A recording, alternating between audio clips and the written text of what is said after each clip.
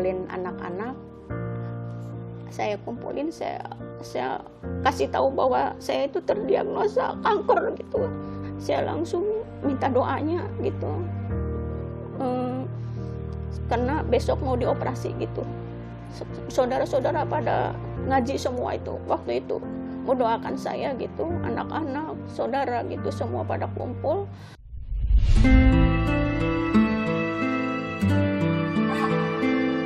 Bak petir di siang bolong, Hajah EN tak menyangka jika rasa sakit yang bertubi-tubi dirasakannya jadi awal episode hidupnya yang penuh sendu.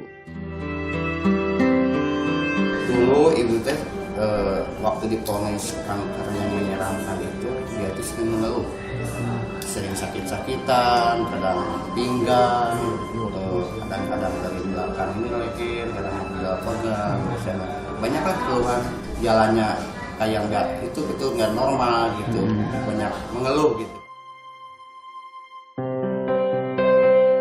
Tak tahan dengan rasa sakit tak biasa yang tak pernah dirasakan sebelumnya, perempuan 45 tahun ini mulai akrab dengan rumah sakit.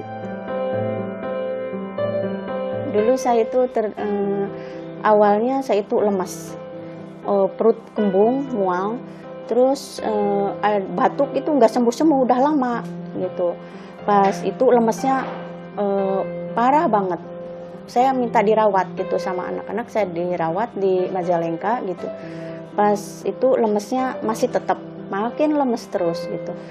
Pas ya saya dari situ langsung ada sesek gitu, kalau tidur suka sesek gitu.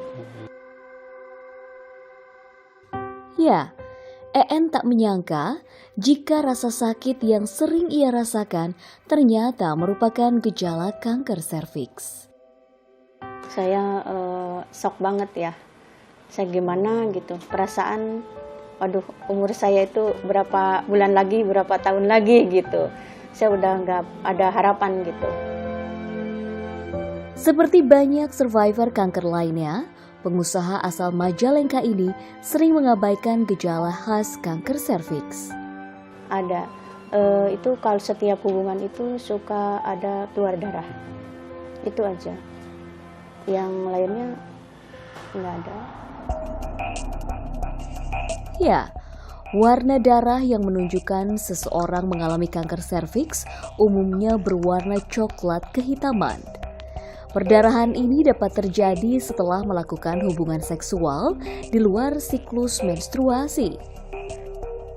Selain perdarahan, keputihan dan gejala medis lainnya bisa jadi pertanda datangnya kanker serviks. Anehnya ya, ketika saya terdiagnosa itu kolesterol, asam urat, gula darah pada naik. Padahal saya udah diet, ini kenapa gitu. Nah itu acak-acakan darah saya, gak karuan itu, semuanya melonjak gitu. Kaget saya, diet tetap aja nggak turun-turun gitu, ternyata ada kankernya gitu. Tak heran, rendahnya kesadaran untuk deteksi dini penyakit ini membuat kanker serviks jadi kanker terbanyak kedua yang diderita kaum Hawa setelah kanker payudara. Di mana 50 kasus terdeteksi setiap harinya dengan lebih dari 2 kematian setiap jam. Padahal, kaum Hawa bisa melakukan deteksi dini kanker serviks dengan menggunakan metode pap smear. Biasanya, pemeriksaan ini sangat direkomendasikan untuk wanita yang telah aktif berhubungan seksual atau setidaknya berusia lebih dari 21 tahun. Dengan deteksi dini, penyintas kanker bisa terhindar dari resiko yang lebih fatal, termasuk terhindar dari tindakan medis yang invasif seperti operasi pengangkatan rahim hingga kemoterapi. Ya, kalau di rumah sakit tuh gimana ya, ya bikin takut aja gitu. Katanya harus kemo, dan ini kalau harus cepat-cepat dioperasi. Kalau nggak dioperasi katanya ini berapa tahun lah gitu. Tapi kalau cepat dioperasi nanti 90% kamu akan sembuh gitu. Bayang-bayang menyeramkan operasi pengangkatan rahim yang membuat seseorang tak bisa lagi hamil, hingga kemoterapi dengan efek samping yang menyeramkan, membuat banyak penyintas kanker serviks menghindari tindakan medis. Namun, jika dibiarkan, kanker serviks seperti yang diderita EN bisa menyebar ke beberapa bagian tubuh lainnya, mulai dari panggul, ginjal, tulang, hingga organ lain yang paling dekat dengan serviks, hingga dapat berakibat fatal. Jadi bukannya tenang, Pak. Yang dirasakan ibu tuh takut. Takutnya gini, harus dioperasi, harus dikemo, gitu kan. Kan ibu nggak mau. Jadi cari solusi gimana cari pengobatan yang nggak dioperasi gitu. Lalu, apakah penyakit yang disebabkan virus papiloma ini bisa disembuhkan tanpa tindakan invasif seperti kemoterapi?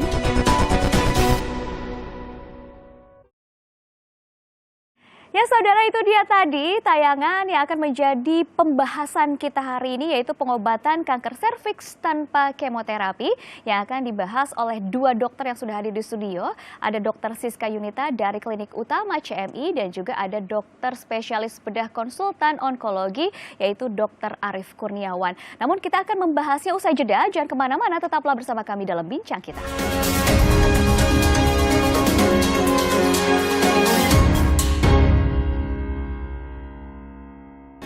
Kembali lagi dalam Bincang Kita bersama saya Widi Dwinanda, dan tentunya untuk membahas pengobatan kanker serviks tanpa kemoterapi bersama dua narasumber yang sudah hadir, ada Dr. Siska Yunita dan juga ada dokter spesialis bedah konsultan onkologi Dr. Arief Kurniawan. Nah, ini kita akan bicara pertama dulu nih, berbincang dengan Dr. Arief. Kita akan membicarakan mengenai kanker serviks. Nah, seperti yang kita ketahui bahwa salah satu gejala yang paling umum yang diketahui dari kanker serviks ini adalah adanya pendarahan. Nah, tapi kan pendarahan itu bukan selalu menandakan bahwa ini adalah kanker serviks, begitu ya. Lalu bagaimana sih cara membedakan apakah ini pendarahan yang tidak normal mengarah pada kanker serviks atau akibat lainnya nih, Dok? Betul, jadi memang gejala yang tersering adalah perdarahan. Nah, membedakannya yaitu biasanya pada kanker serviks adalah perdarahan yang terjadi di luar siklus menstruasi. Ya, kemudian juga perdarahan yang terjadi pada saat berhubungan badan. Baik, lalu bagaimana dengan metode untuk mendeteksi dini kanker serviks ini? Iya. Kita jeda dulu nih, jangan dulu dijawab karena ada informasi dari Klinik Utama CMI yang bisa Anda saksikan.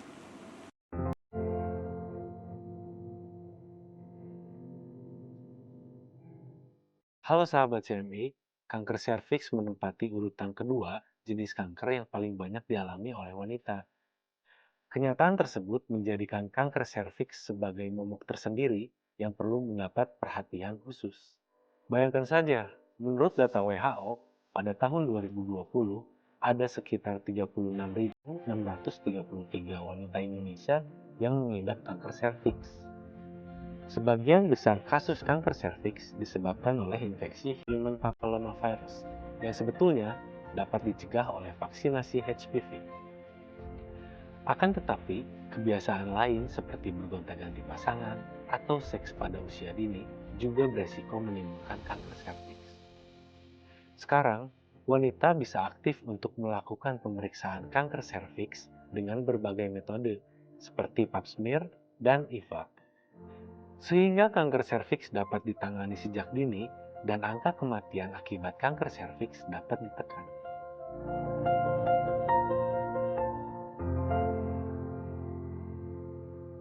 Sekarang kita akan beralih ke Dr. Siska nih.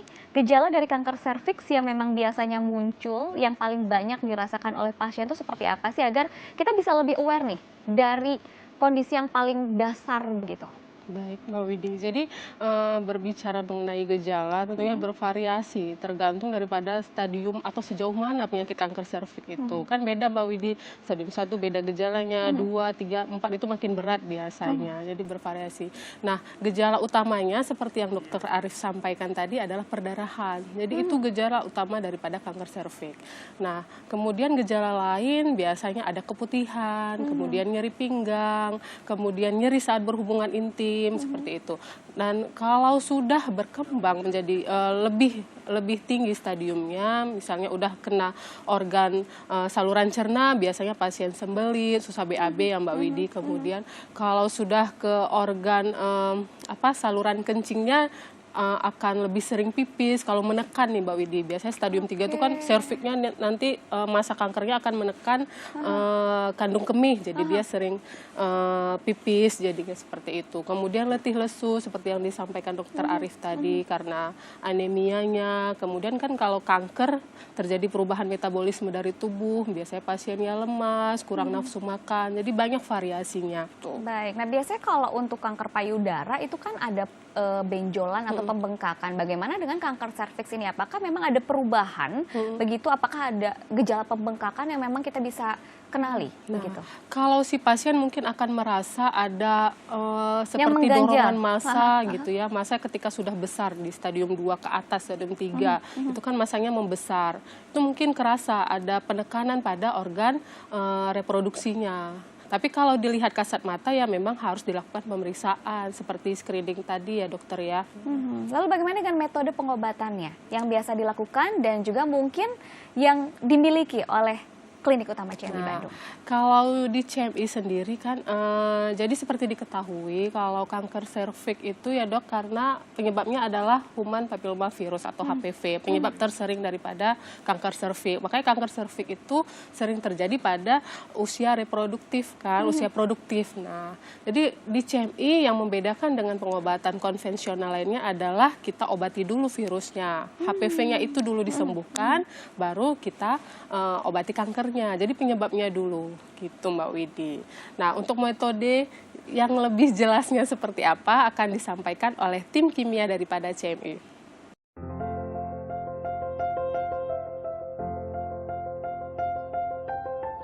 Halo Sobat CMI, obat kanker pasti menjadi hal yang paling dicari bagi penderita kanker. Kedokteran sekarang ini memberikan banyak opsi pilihan dalam pengobatan kanker.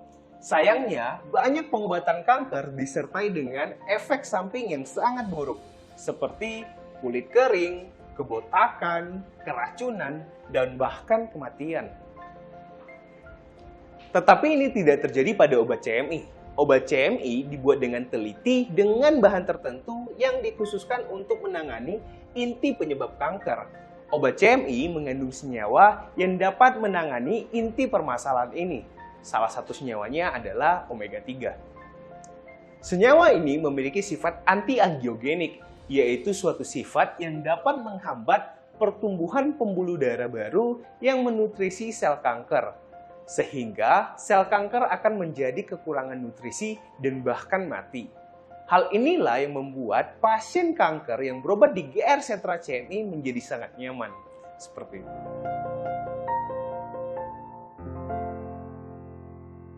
Yang namanya kanker serviks ini pasti menjadi momok tersendiri untuk para wanita, terutama pasti khawatir bahwa jangan-jangan saya tidak bisa hamil lagi. Nah, ketika sudah mengalami kanker serviks, apakah ada kemungkinan bisa hamil?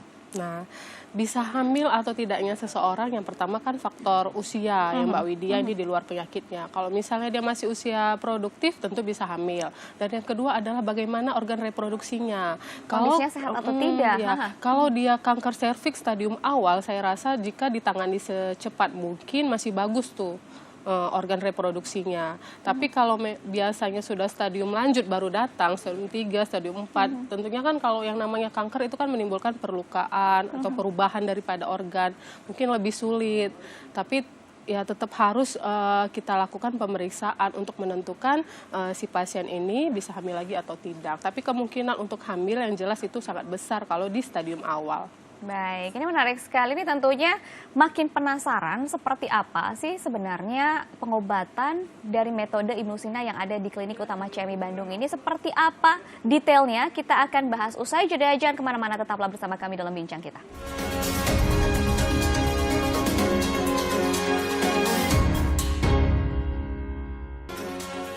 Terima kasih Anda masih bersama kami dalam Bincang Kita dan masih membahas mengenai pengobatan kanker serviks tanpa kemoterapi.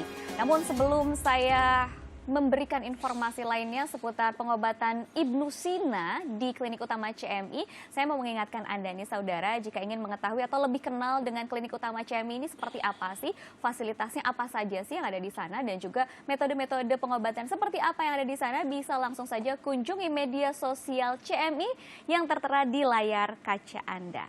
Dan bagi Anda saudara yang ingin mengetahui lebih dalam mengenai pengobatan di CMI Bandung, terutama pengobatan dengan metode Ibnu Sina untuk penanganan kanker, kita lihat tayangan berikut ini. Kanker terjadi akibat pertumbuhan sel-sel abnormal yang ganas dan tidak terkendali di dalam tubuh. Penyakit ini diperkirakan sudah ada sekitar 3.000 sebelum Masehi. Karenanya, kanker jadi perhatian para dokter dan ilmuwan dunia karena efek yang ditimbulkan sangat mematikan.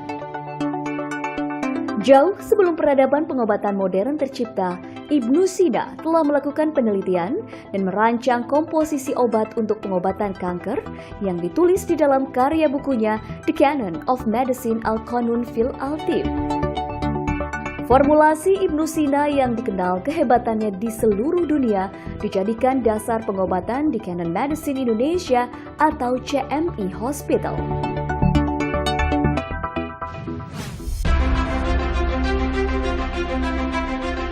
Berdiri di Kota Bandung, Jawa Barat sejak 2008 lalu, CMI Hospital hadir memberikan pelayanan kesehatan yang lengkap dan terjangkau. Dengan mengadopsi metode pengobatan komplementer, kedokteran klasik timur berbasis formula Ibnu Sina yang terintegrasi dengan metode konvensional kedokteran modern, terapi medis di CMI Hospital menjadi lebih nyaman, minim efek samping, dan tanpa tindakan invasif. Selain mengaplikasikan ilmu medis konvensional, Klinik GR Setra CMI juga menerapkan ilmu yang diambil dari buku Al-Qanun fi Al-Tib atau The Canon of Medicine, yang merupakan buku yang ditulis oleh Bapak Kedokteran Modern, yaitu Ibnu Sina atau Avicenna. Meskipun buku ini sudah ada sejak 10 abad yang lalu, namun keilmuannya masih sangat relevan hingga saat ini. Bukan hanya itu saja, Klinik GR Setra CMI juga terus mengikuti perkembangan ilmu pengetahuan dan juga teknologi terbaru. Hal ini untuk menyokong pelayanan pasien dari sejak penegakan diagnosis hingga pemberian terapi.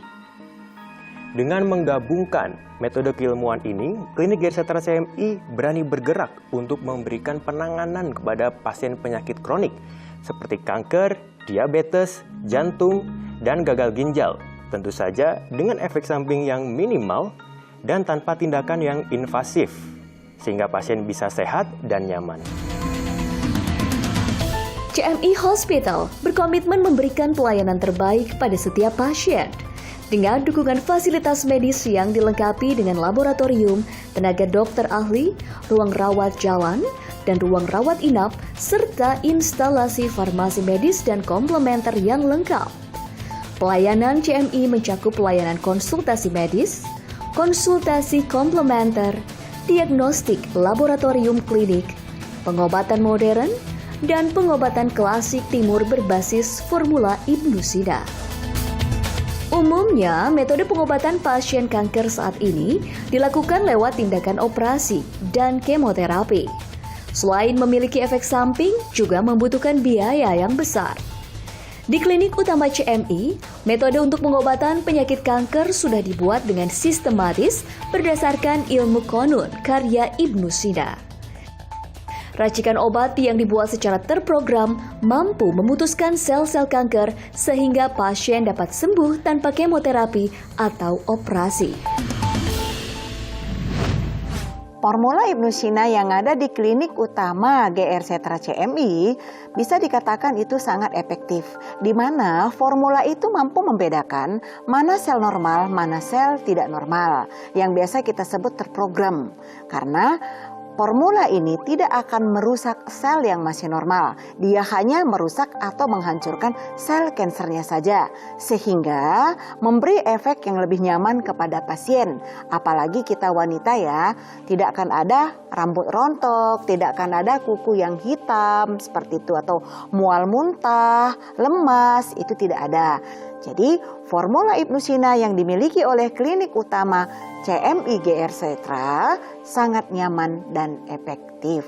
Untuk semua sahabat CMI yang ada di Indonesia maupun di luar negeri yang sudah pernah melakukan operasi, kemoterapi dan radiasi tapi belum mendapatkan hasil yang efektif dan lebih nyaman, silakan datang ke klinik utama CMI yang di Bandung karena formula Ibnu Sina yang dimiliki oleh klinik utama CMI mampu memberikan solusi untuk pasien pasca operasi, kemoterapi dan radiasi agar mendapatkan hasil yang lebih nyaman dan efektif. Dengan terapi medis yang menggabungkan ilmu kedokteran modern dan komplementer berbasis formula Ibnu Sina, tingkat kesembuhan pasien bisa mencapai 80%.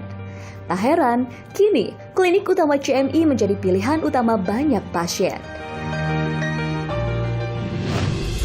Walaupun besok mau dioperasi, saya tetap belum nerima untuk besok dioperasi gitu. Saya browsing, ternyata muncul CMI gitu. Ya saya lihat dulu tempat dan gimana ya tempatnya, situasinya gitu. Saya takutnya abal-abal gitu kan. Saya nggak mau gitu.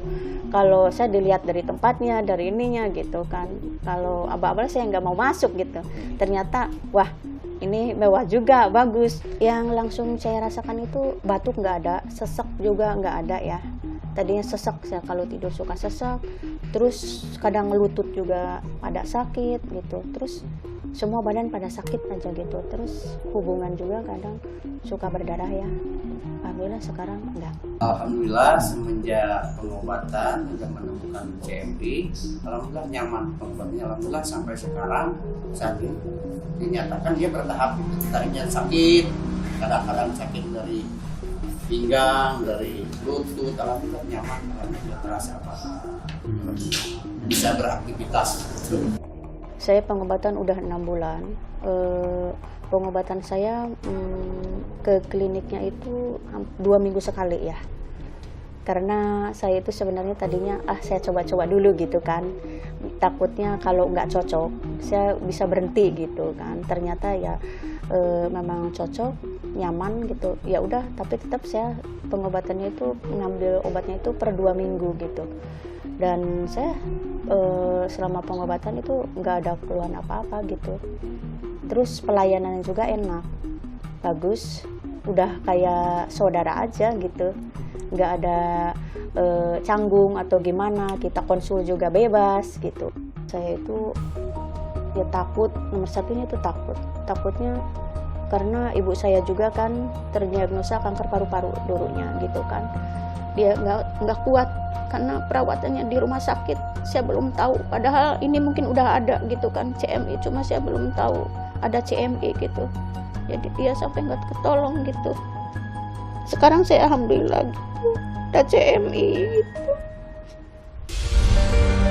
CMI Hospital hadir memberikan solusi tak hanya untuk penderita penyakit kanker, namun juga penyakit mematikan lainnya seperti jantung, gagal ginjal, dan diabetes. Saya sangat mengapresiasi dan mendukung keberadaan klinik utama CMI yang menerapkan metode pengobatan komplementer terintegrasi sejalan dengan strategi WHO, peraturan pemerintah Republik Indonesia, dan peraturan Menteri Kesehatan Republik Indonesia. Semoga klinik utama CMI dapat menjadi pilihan yang baik, nyaman, dan dapat meningkatkan kualitas hidup pasien. Bila Anda sudah divonis menderita kanker, tak perlu khawatir. Segera konsultasikan dengan datang langsung ke klinik utama CMI di Jalan Tubagus Ismail 7, nomor 21, Kota Bandung. Atau telepon di nomor 022 253 1000 dan di nomor WhatsApp di 0812 2998 327.